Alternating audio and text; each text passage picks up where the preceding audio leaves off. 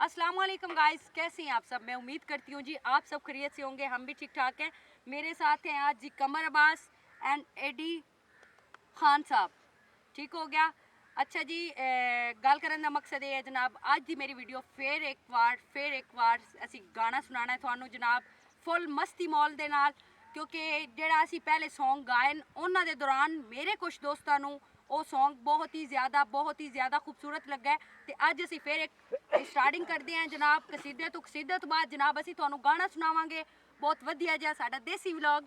हमेशा वेंदे रहो तो हमेशा साडे नाल रहो जनाब। Thank you so much. शुरू करते हैं जी, चलो।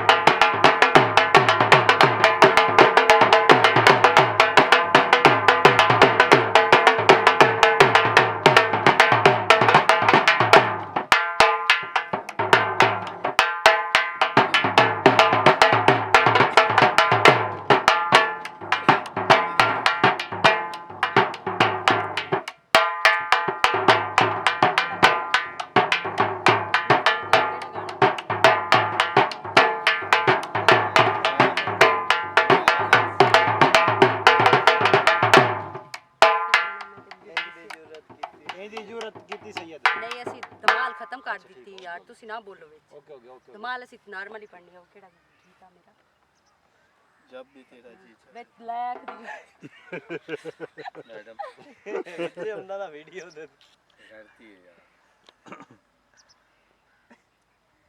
हां हुन की करिया एडी खान लाना